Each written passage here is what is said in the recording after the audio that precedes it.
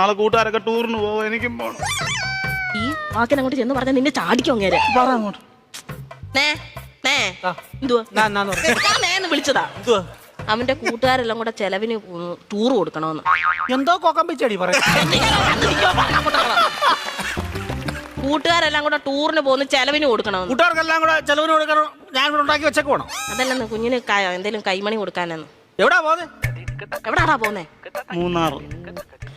മൂന്നാറാ പോന്നെ. മൂന്നാർ എന്തോ കാണാൻ പോവാ അവൻ. ഇരിക്കാൻ പറ അവനോട്.